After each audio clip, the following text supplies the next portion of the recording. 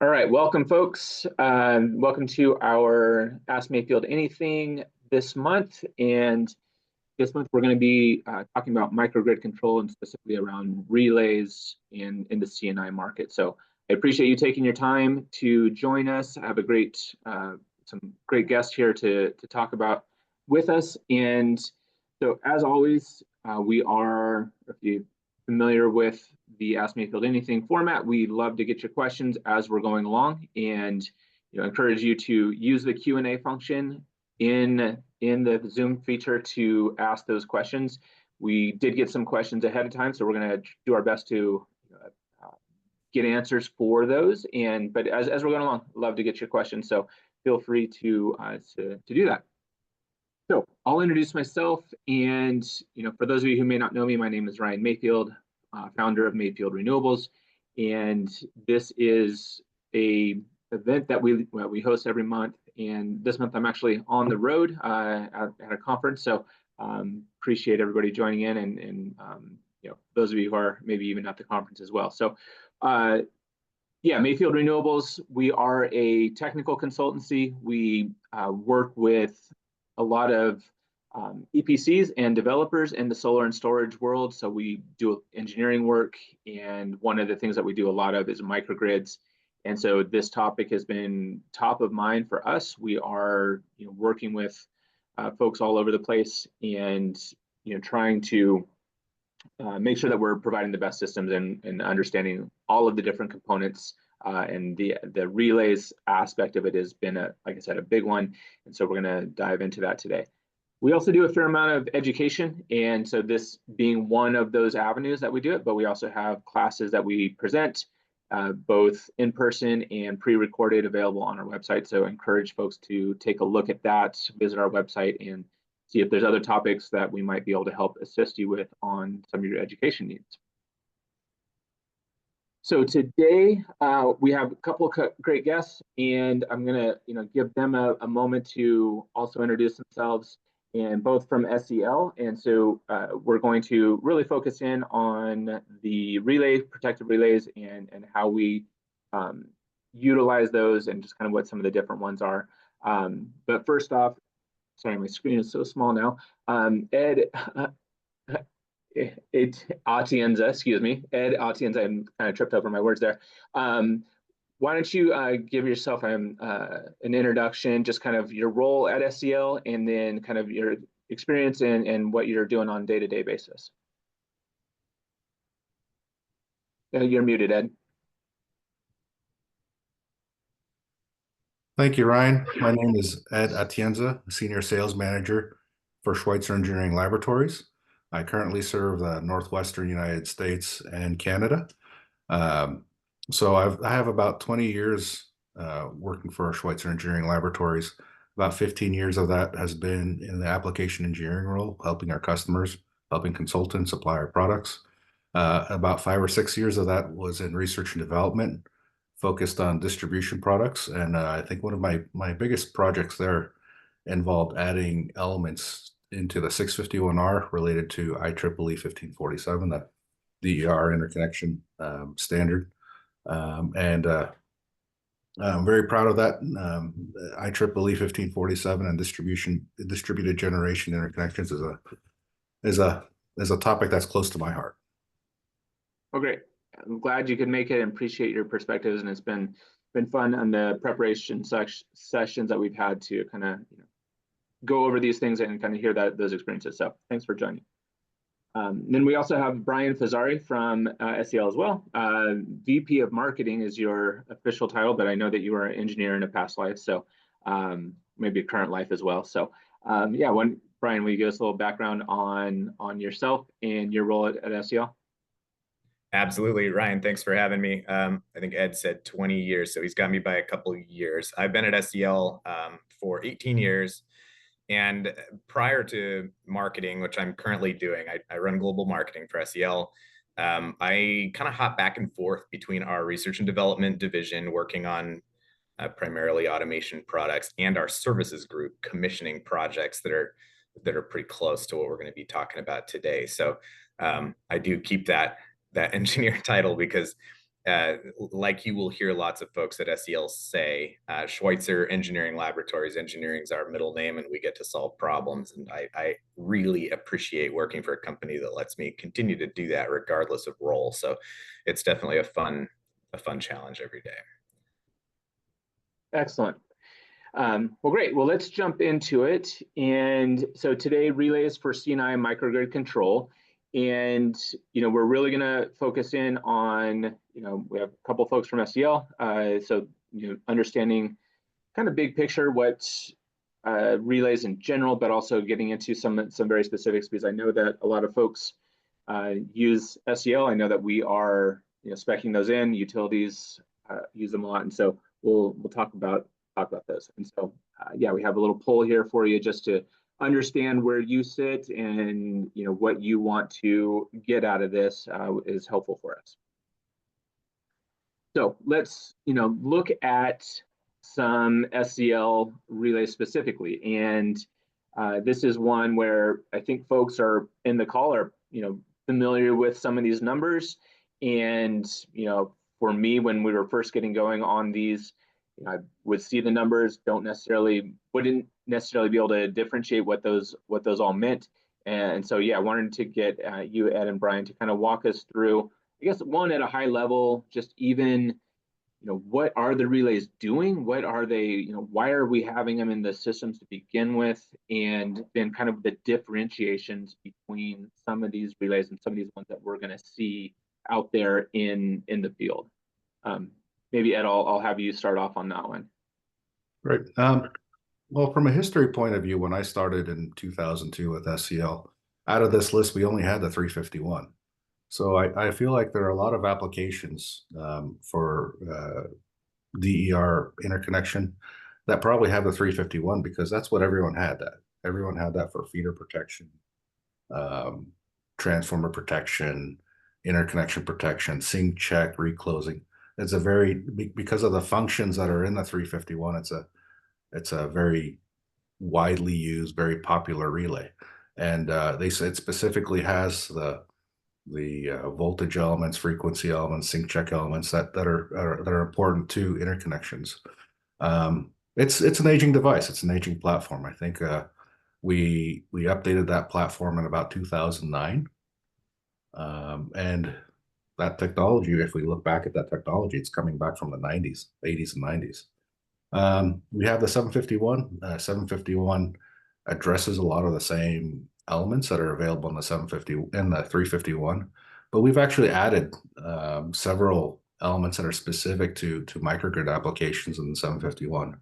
Well, looking at IEEE 1547, a lot of the concerns that are addressed in IEEE 1547 are about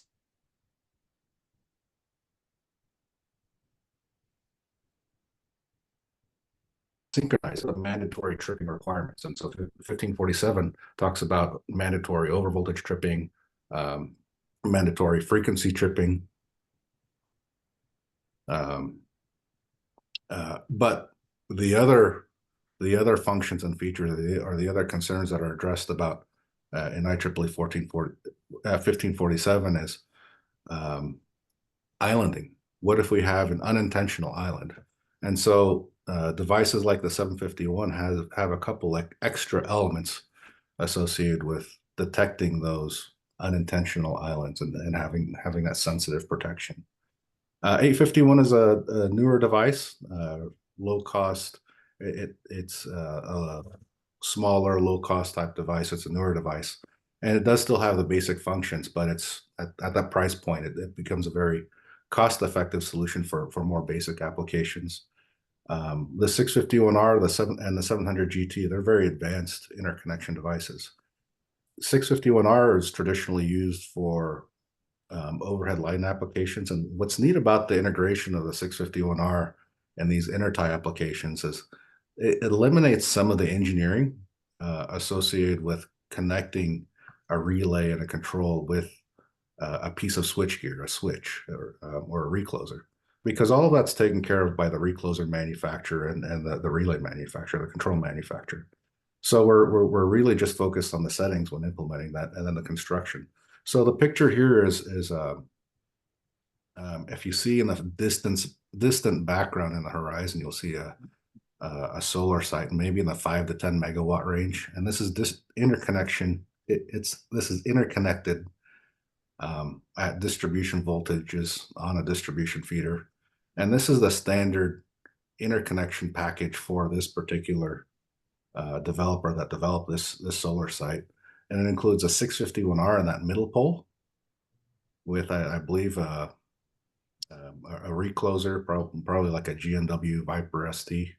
And then if you look at the pole on the right, we see a 734 or 735 meter on a pole dedicated to revenue metering. So looking at the top, we have dedicated CTs and voltage transformers, current transformers and voltage transformers for the metering. And what's neat about the 651R and the 700 GT, when the 700 GT was designed for this application, the intertie application, and when I worked on the specifications on the project to update the 651R for this application, we added in features for the synchronization. So IEEE 1547 has what I think refers to as enter service requirements. Those enter service requirements are there to minimize voltage and frequency disturbances on the electric utility when the DERs interconnect, and those devices, the 651R and 700 GT, have those elements: synchronizing function, additional voltage elements, additional frequency elements to do that closing supervision. That's great. And so this picture that we're looking at, it's interesting because it is definitely, you know, I would classify this into that C&I space. Might be a little bit larger than a lot of the microgrids, but it's interesting to me just the utilization of the relays and the protective functions, and it's definitely going to come into play. And towards the end of the presentation, we'll show a smaller system that is on the low voltage side, so we'll kind of be able to put that into perspective as well. So that's something we can talk about. Hey Ryan, one more thing we could mention here is as you all are looking at this list of relays, kind of what Ed was referring to here is that the 351 is a platform that is tried and tested. It's been out for a while, and this is one of the challenges of creating protective relays for this application or any application where relay is used. It is an electronic device, but you know, I'm sitting here in my hotel room. Sounds like both of us are at a conference this week, looking at this iPhone that I purchased recently, and I fully expect to get a new one within a couple of years. And that's kind of the electronic device stance I think a lot of us have. For a protective relay, that thing's got to last for decades. And we have platforms that are decades old on purpose because that's how long they stay in service. You could have added some 500 series relays to this list as well, and they were designed even before that, and they're very commonly found. My ask to those of you that select these devices is, do those devices do their job? Absolutely, but they are still electronic devices, and just keep that in consideration. So I'd like to make sure that you're getting the latest and greatest, the absolute best we can innovate. So if there's ever a question, or if this list seems long and you want to help drill down and pick the right one, we're just a phone call away. That's how we structure our business, and we want to make sure that you get the biggest bang for your buck there. Awesome. Yeah, I know that's it. And I know we're going to touch on that later, kind of the life of the system and how the longevity of, you know, not just solar systems, but just electrical systems in general. This is something that, you know, we're expecting, many, many years of service. And so we'll definitely touch on that some more. A couple of questions that actually came up on this, and I think it's relevant kind of as we're looking at these. First question was asking about, or talking about the need for metering and high level metering. And so the question was, you know, how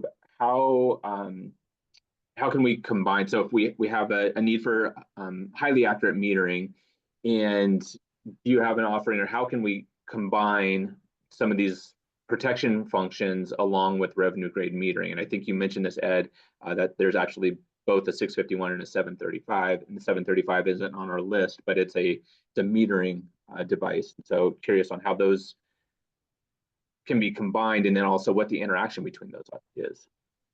And that's the amazing thing with a multifunction device like a 751.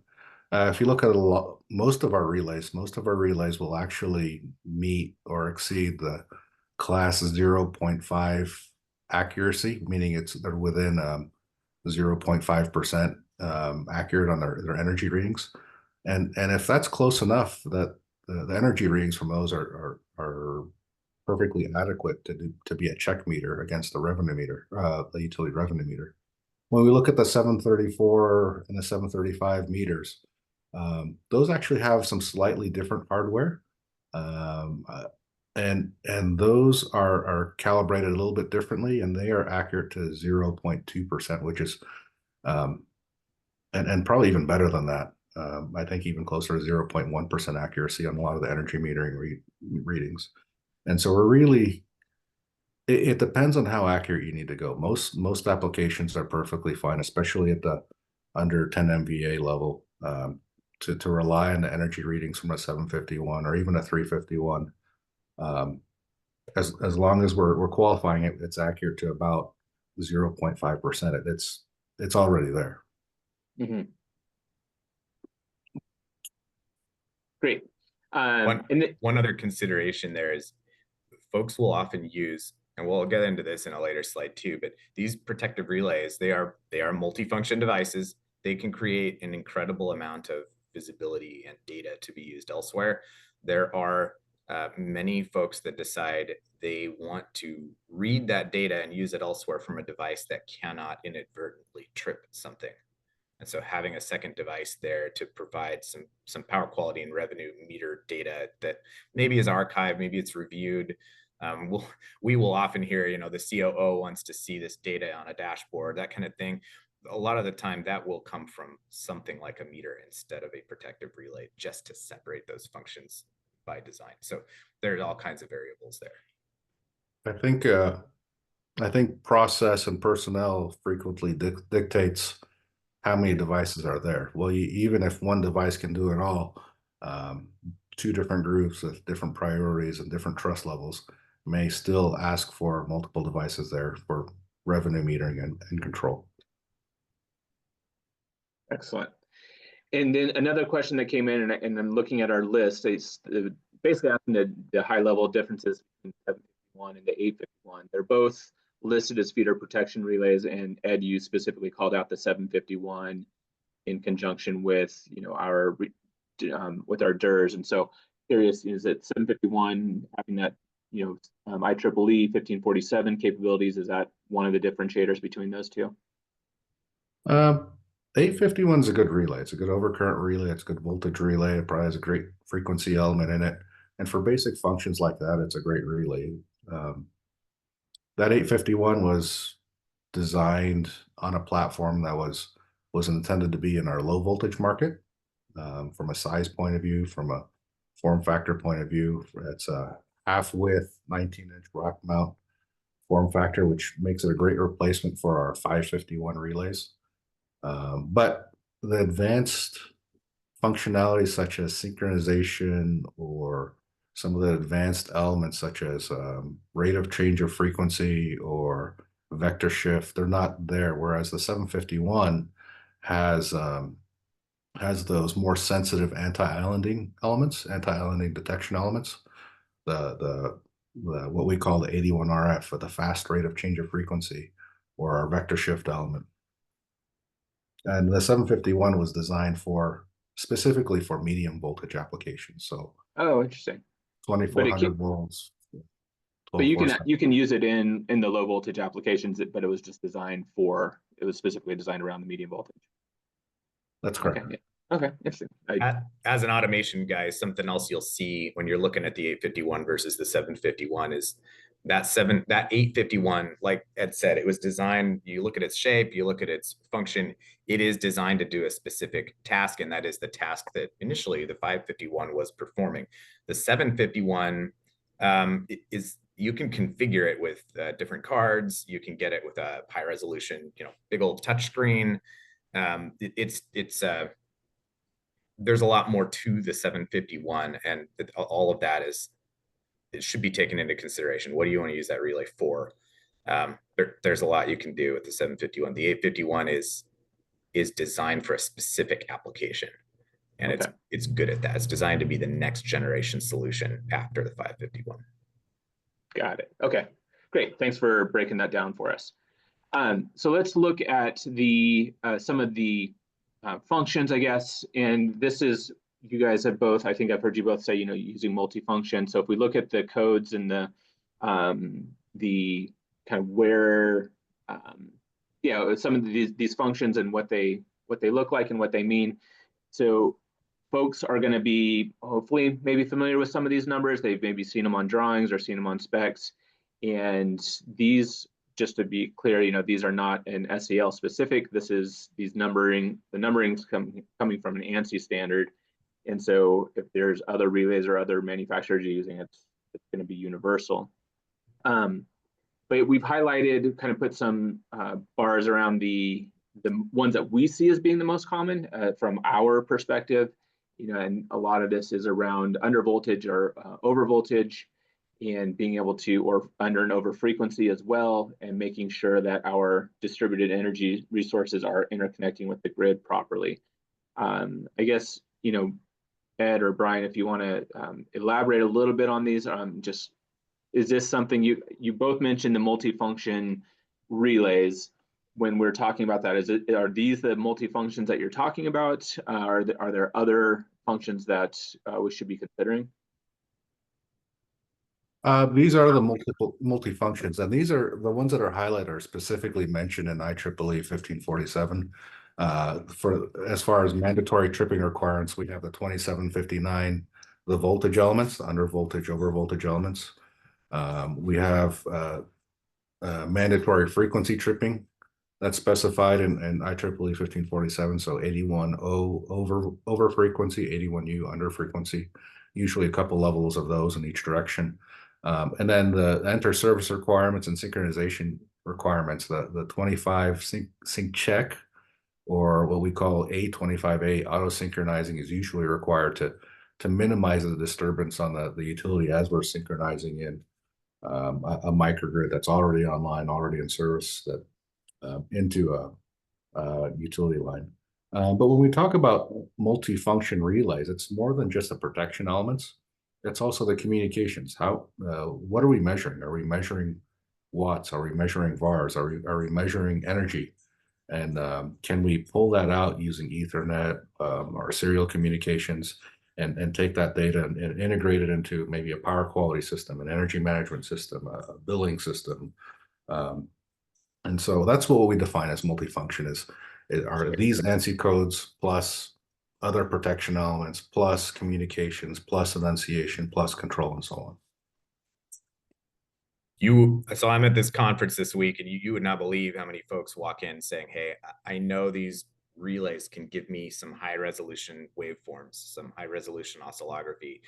Can I access that data stream to train an AI model? Maybe I want to optimize my factory. Maybe I want to drive a load shed system. There's all kinds of reasons you might want to put that data to work, and they're using protective relays for that too. So maybe there's two dimensions to the multi-purpose or multifunction. Some kind of cool anecdote here, and I don't want to slow this webinar down too much, Ryan. We're going to be here all day, but think about the 751. We tend to name our products after the primary element that relay is built around. In this case, the 751 would be the 51 element. However, unlike electromechanical relays that a digital relay would replace, these products are capable of doing many of these elements. And I think you've got a diagram later that shows really nicely how many elements would be used by a single 751. So when you look at the front panel in a substation control house or in a control enclosure, and you see that 751 or any other kind of digital relay, it is likely doing all of these things on the slide all at once in one box. Right. Great. Yeah. And so go ahead, Bryan, or go ahead. Sorry, Ed. Yeah, and I specifically mentioned the interconnecting elements in 1547, but that really protects the electric utility and its other customers. When we look at the elements that are listed here, I noticed 51 elements and 50 elements. And so as consultants, as engineers, we also have to consider protecting the equipment that we're interconnecting to the system as well. And that's where the 51 elements come in, or maybe even an 87, a differential device that protect the transformer that we're connecting in. 1547 doesn't take care of our generator, our DER, our inverters, our BESS. So we still need the other elements to take care of the rest of that equipment. Great. So there's a question that came in, and I'm hoping Bryan and Ed, you might be able to help me out here, because it's from Angel Zayas. It's a friend of ours, so good to see you, Angel. Talking about the 27 and the 59 functions, those are pretty common. I think this the under and over voltage, it's something that we're used to seeing in these microgrid applications. But then there's an additional 27/59. Is that something that you guys are familiar with and can speak to? Is that I'm not sure how to address that. 27 is traditionally under voltage, so thresholds that are below the nominal. 59s are traditionally over voltage, so thresholds or trip levels or alarming levels above the nominal. But we've also seen them with opposite. So, for example, we could have an over voltage element that's set to 0.2 per unit, or 20% of nominal at a lower threshold, and we could be using that to confirm healthy voltage. So we've used 27s and 59s above and below the nominal voltage range, and that may be why it's documented 27 and 59. Some manufacturers may generate or may expose a generic voltage element, and they may not specify, is it an under voltage element or an over voltage element? It may be selectable, but depending on how you use the logic output or how you set that element. Okay. When we deal, 27 and 59 are in a way two sides of the same coin, right? One is it live or not? One is it dead or not? If you do those by themselves, there's this concept of deadband in the middle. Is it acceptably, or is it not live, but we shouldn't consider it dead? And maybe you want to take a different control action, especially if you're incorporating some of that information into a control system that incorporates multiple relays. Which one do you trip? What do you do? So a lot of microgrid control follows a curve of some kind. Like some of you may be familiar with the VV11 concept of a curve. You have 4 points, you're defining some sort of behavior, and maybe that's frequency changing, maybe that's bars changing, it could be voltage changing. Considering 27 and 59 together allows you to define a deadband, a third control area, if you want to do something different in there. Okay, excellent. That's helpful. That being able to visualize that a little bit more and being able to see how you can get those different functions in there. Okay, I see a few more questions that came in. I think a couple of these we're going to be able to integrate into our slides that we're looking at. So we'll move on and talk about kind of these operating modes.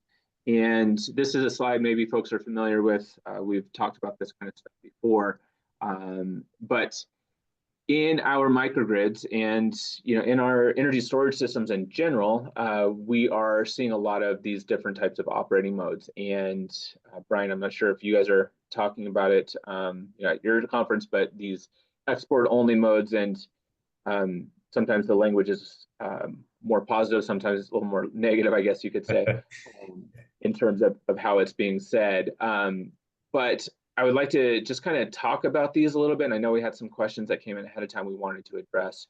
And just kind of these different operating modes and how you guys are seeing it and being able to address some of the controls. I think export only being one of the big ones. And so just talking through what those relays look like and how they're interacting with each other.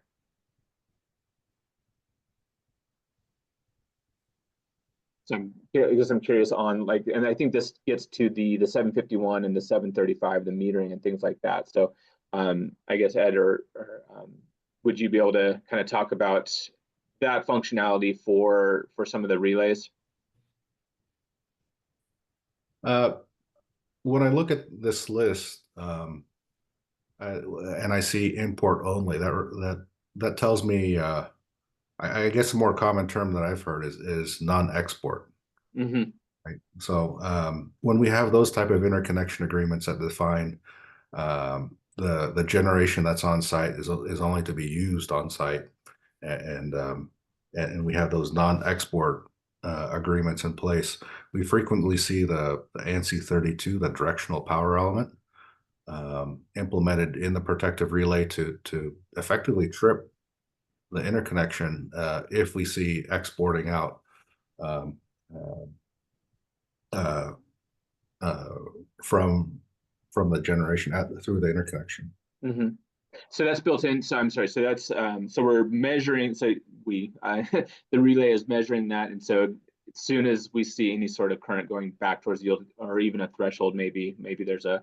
I've seen systems where there's a minimum import. If it gets below a certain number of kilowatts, we have to turn that off. So you're saying that that's something that's built into the relay itself.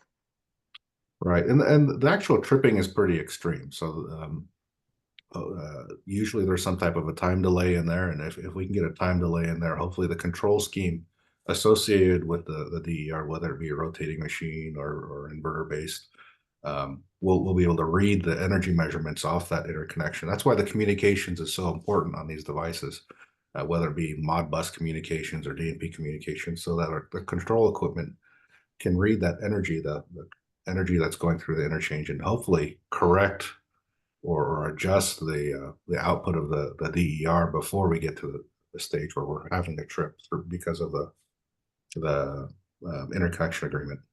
And there's this little there's kind of this little dance that can happen behind that point of common coupling, that interconnection point, depending on what's back there behind behind the meter, whatever you want to call it, behind that 751. So if there's load back there that's variable, if there's batteries that you're having to charge, if there are multiple generation assets that may be available or not, depending on what time of day it is or whether you want to start that generator that's running on some sort of fuel or not. If you are limited contractually by what you can put through that point of common coupling, having a little bit of time there can make a big difference with regard to how fast a control system needs to operate. Maybe you have a meter on your load and you're using a high speed measurement from that meter to control how fast, how much should I be charging my battery right now or not. And you just want to make sure you don't export or you don't import beyond a certain threshold, depending on what the rules are at that time. So that's helpful flexibility at the protective relay for an automation guy like me who may have to design the control system that's coordinating everything behind it. Time's good. Got it. Okay, that's helpful. Thank you. And so we did have a question that was pre-submitted talking about. The question was what type of materials exist that could work in utilities that require no export. But I think kind of the heart of that question is what relay functions or what relays and relay functions would we be looking at? So I think that's kind of what you guys were alluding to. But I know that we've used the 751 a lot in terms of this and being able to. And this also gets into, from my experience, working with the energy storage manufacturer, can they curtail the solar as well? Sometimes it's a simple on-off. Other times you can actually have the energy storage system working in conjunction with the metering and the 751 to be able to recognize it and slow down the solar production so that we are using the resources, but not just doing a simple on-off. I guess, do you guys have you seen others, or are you taking a different approach with with the relays that you guys have on this? So we, as an example, there is a concept of being able to provide auxiliary support services or react to a disturbance of some kind on the utility side of this equation. So in fact, I think we had a question submitted for this webinar earlier, which is, how do you, if you can't just run your export at full stops, let's say you're allowed to export, maybe you want to run it at 90% or 85%. Why would you want to do that? So that you can run it in almost a droop control mode. For real power, it would be, you're probably watching frequency. If frequency starts to go off nominal, you're going to make a set point change in your kilowatt output. Sometimes some folks have been asked to potentially provide VAR support if the power electronics associated with those inverters have the capacity, and sometimes you're running at less than rated real power output in order to support something like that. So that's typically where you do get a control system outside the protective relay itself that can do that. And that may be a control system that the inverters themselves can do, or if you're having to coordinate multiple assets, you may have a third controller. If it's SEL, it would probably be something like the RTAC, an general purpose automation controller that can be given some intelligence that allows it to control multiple assets like that, and run on one of those curves that I was mentioning earlier. So you can define one for frequency or voltage or VARs and change the behavior. So some folks want to run this at full stops all the time. Some do want to curtail on purpose, either due to a signal from the utility or some other reason, some other curve they're trying to follow. Great. And then another question that came up, I think this is a good place to address it, is using redundancy. So the question is, some utilities require redundancy with protection relays. Is there an efficient way to do this versus using multiple and separate relays? And I've even seen or have heard, at least so far, of utilities wanting to see different manufacturers, like not wanting, put all your eggs in one basket kind of thing. So I guess I'm presuming this is something you all have seen, kind of the redundancy aspect. And is that just a nature of the game, or are there other ways that can be a little bit more efficient about that? Ed, do you want this one, or you want me to take it? I think we both deal with this one quite a bit. Feel free. We've spent a lot of time improving the reliability of our devices, almost to the point of that. Is it more reliable to take our device out of service in 25 years to test it, or is it more reliable to just put it in, commission it, leave it in service for 25 years, and just plan to replace it every 25 years? And that's how reliable our devices have become, at least from SEL. The other question is, are we monitoring these devices? We have self-diagnostics functions. Are we monitoring these devices for the rare occasion that they do fail? But in the case for an extreme reliability is required, put two in. And the question is, do we need a second vendor or not? If we look at a lot of the components may be the same. But work with your vendor. Understand what are the quality controls associated with a product? What are the reliability numbers associated with the products that you're evaluating? And if you are considering a second vendor, are you really getting? Are you walking away from common mode failures? And is that second vendor going to be as reliable? So what I would add to that is, what you're talking about here is a mathematical risk assessment, right? So we call this, do you do dual blue or not, right? Two SEL relays or not. And even within SEL, maybe you will choose a 751 and an 851 just to make extra certain that these are not common platforms. Why would you do that? Okay, so if you're going to do two different platforms, whether they're both SEL or whether it's SEL and a different vendor, you're going to mix and match vendors. There are pros and cons to either of these approaches, right? So you're going to pull in the possibilities for failure or maintenance requirement from vendor A, and you're going to pull in the possibility for maintenance requirement from vendor B. And now you have to deal with both of those. You also have to deal with the likelihood that an error will be made in settings, where you're having to keep track of settings and software proficiency for vendor A and for vendor B. So there's risk associated with that. So something we keep really careful track of is the mean time between intervals, mean time between removal from service. And for the relays that we're talking about here, those are in the thousands of years. So the way you interpret that is, if you have, let's say we're talking about a 1200 year mean time between, right? What this metric we're talking about. It means if you have 1,200 of them, you can reasonably expect one of them to need to be touched per year. It's very, very, very low. So the benefit to having these kinds of relays, these are not new relays, they've been out for a while, is they do have a track record and we can back it up with data. So it's going to be a risk assessment either way. There's a pro and con to both.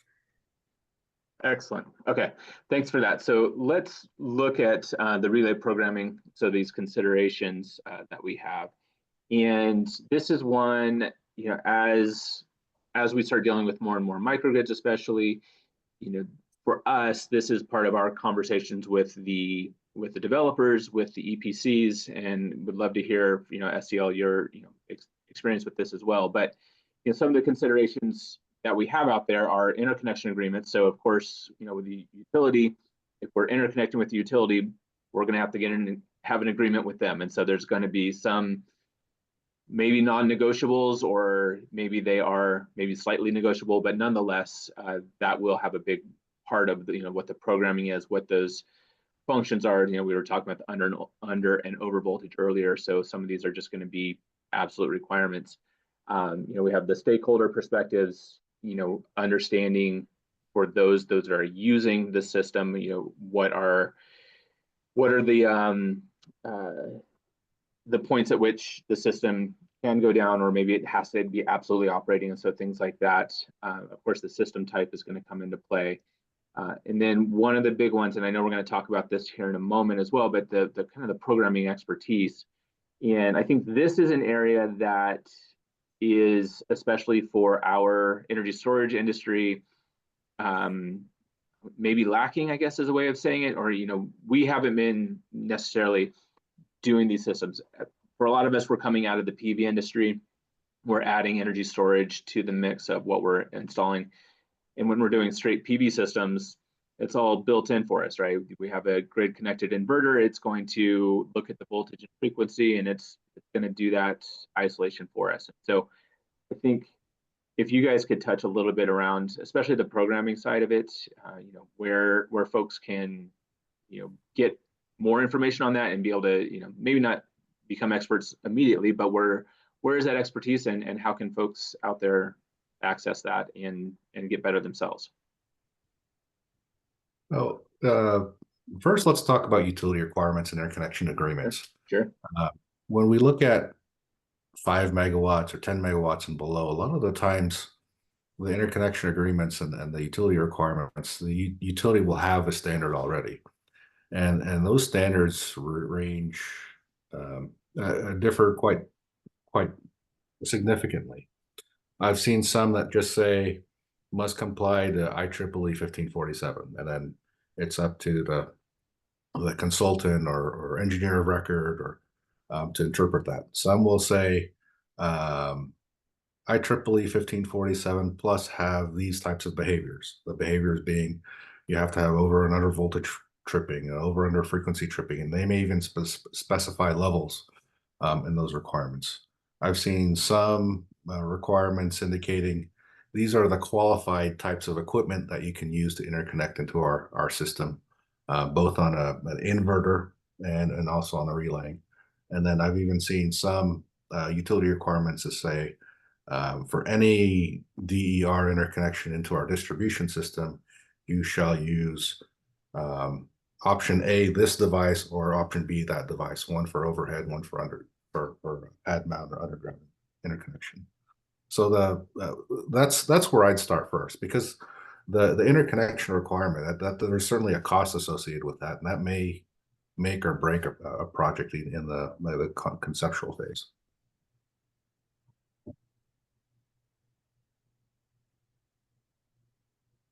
Great. I think even the more extreme interconnection requirements have required communications.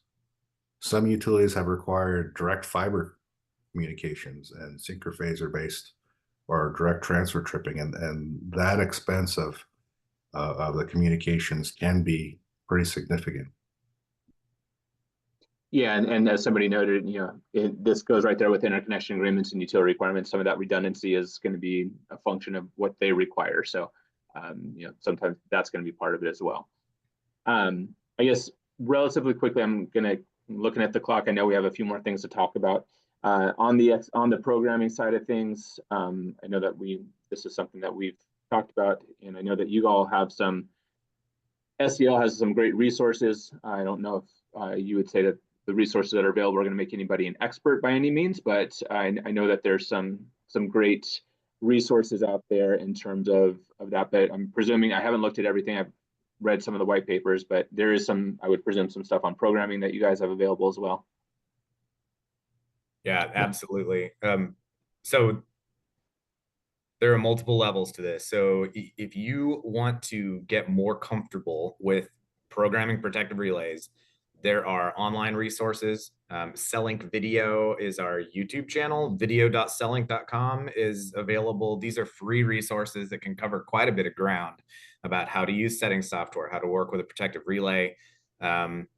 You can also sign up for webinars and seminars. We offer these all the time. So I would encourage you to go to, I think it's sellink.com/events, and you can just filter through what type of event is useful to you. My favorite, I think probably Ed's favorite too, is the interactive seminar.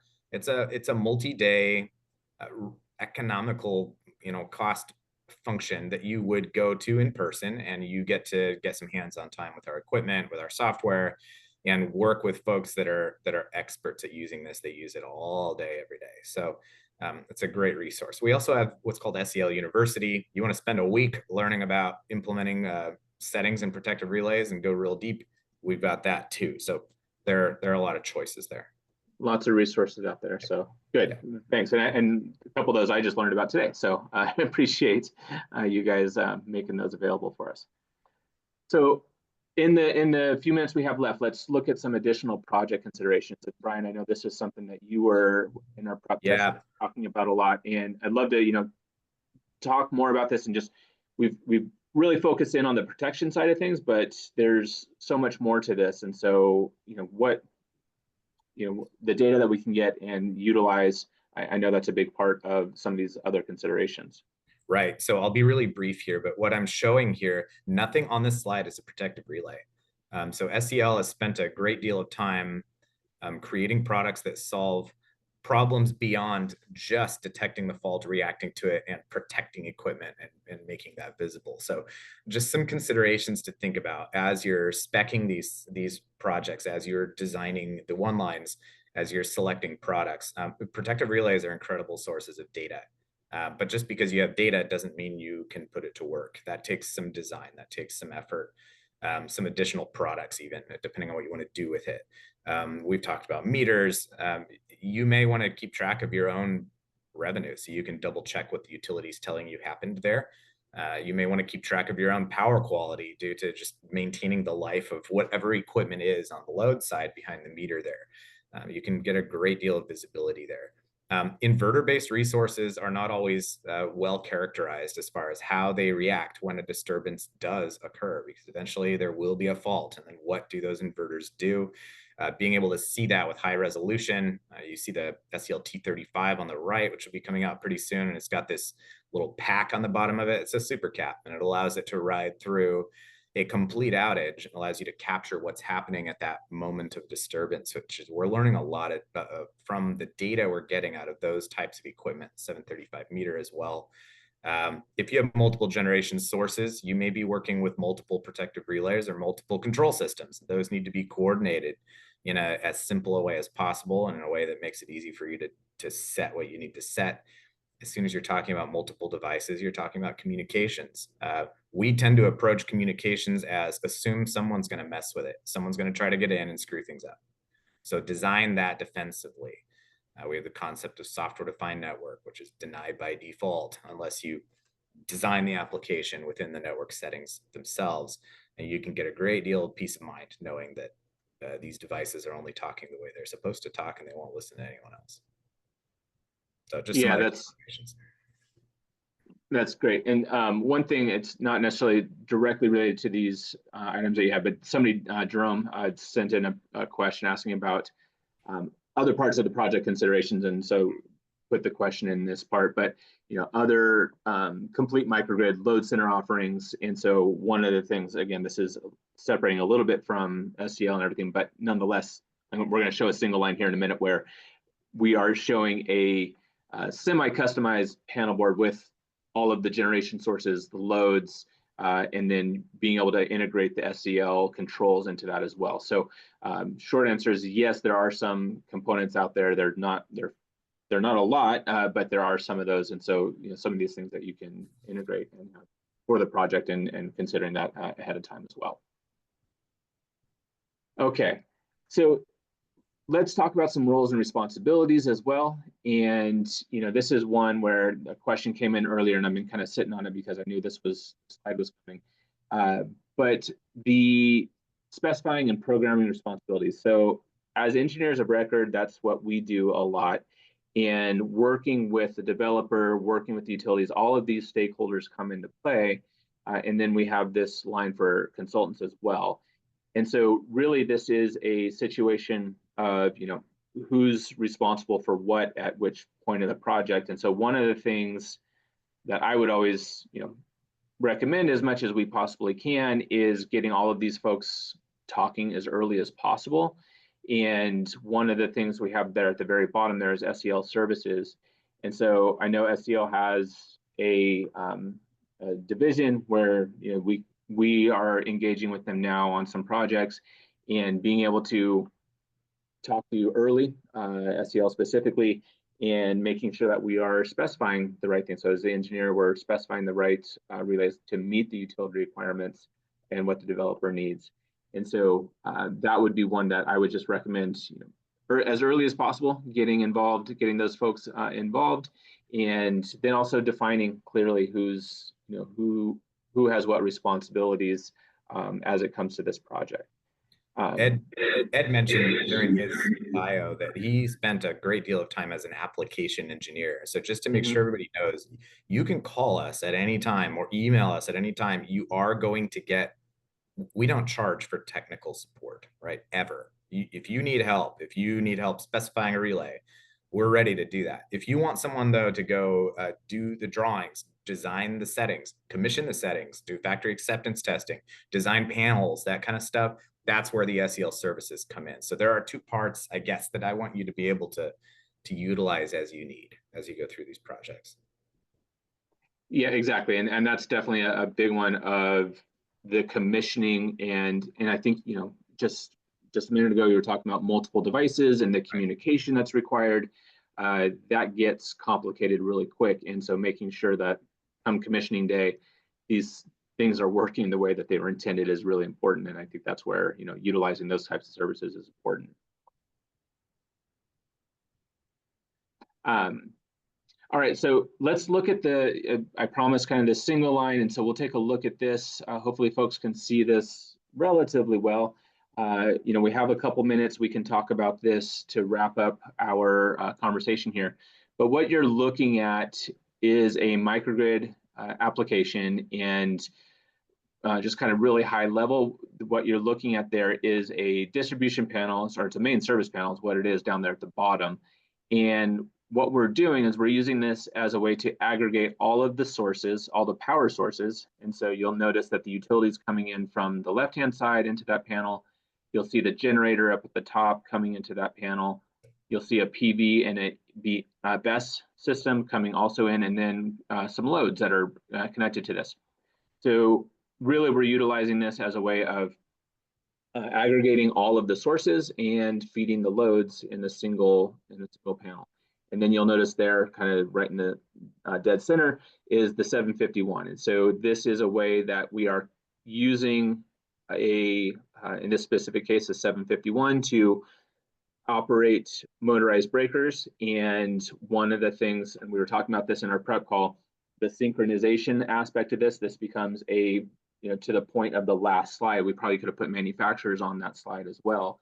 But the coordination between who's doing the synchronization, when we talk about synchronization, is the loads and to the sources, the generator to the energy storage system, the energy storage system to the utility. So there's lots of synchronization that has to happen here, and there's lots of communications that aren't being shown on this single line, but that's a big part of what we're looking at. And so, making sure that you put this in front of all the right people early enough in the project is an important aspect. And this is one that, we're working to do as well, and making sure that we are, getting all the right players talking at the right time, and understanding what those protective functions are. And if we need others, if there's other, do we need a 735 here? Do we need, and this is where, integrating with SEL and talking with them early is really helpful. think Ed or Brian, I think you might have had a comment or a question or something on the drawing. I know this, as we were getting prepared for it, this was one of the items that you hadn't seen and investigated a lot, though. And I think this is a pretty fascinating drawing. So looking at the 751 and the breaker there, the interconnection, looking at the left and right side of that, I see the PTs there, and I don't see any other PTs. And so when we're synchronizing, I imagine that connection to the field side controller up top, I imagine it's using the data from the 751 to gather what are the voltage magnitudes, what are the phase angles, what's the slip frequency across that circuit breaker. And what makes this application super complicated is, well, what are we controlling? When we look at the 700 GT or the 651R and the synchronizing functions there, it's really to a single generator. Whereas this application, because of the multiple sources, we have the generator rotating machine up top, we have the BESS over there. It requires that separate controller to route those signals and for the synchronization, whether it be to the generator or to the BESS. Without that, there's no way a utility is going to let us synchronize our microgrid back onto the system. They're going to say you have to drop your whole system, drop your loads before you can resynchronize back in. Yeah, and so this is one, again, working with the utility, understanding what their requirements are for that connection, disconnection, all of those things. And you're exactly right about the controllers with the BESS, making sure that everything's communicating right, getting those right signals. And so this is one, yeah, and we're learning as we go along too. And we have some projects where we've needed to incorporate a second 751 for a generator control because of the integrated controls on the generator maybe haven't been there. So definitely, lots of different parts on this, and so kind of wanting to point out the complexity of it, and yeah, definitely trying to get the right folks in the room is important part of a successful project. Okay, so let's look. Oh, sorry, something Ryan, go ahead. You're good. Yeah, Oh no, I was just going to move us on to the key takeaways and just kind of just try and wrap this up here. And like you said, we could be here all day. I think I'll be asking for a part 2 of this because I think there's plenty more to talk about. But yeah, just again, engaging with folks early and often, knowing the perspective for the protection perspective, what the utility requires, and then also what the site requires is an important part of it. And then, like we were towards the end there talking about, there's a lot more to these relays. We have a lot of data, and you can utilize that data in some pretty significant ways if you can incorporate that into your monitoring. Do you guys have any other key takeaways you wanted to throw out there? I think those were the big ones for me, Ryan. I cannot express enough how much I appreciate the invitation to do this with you.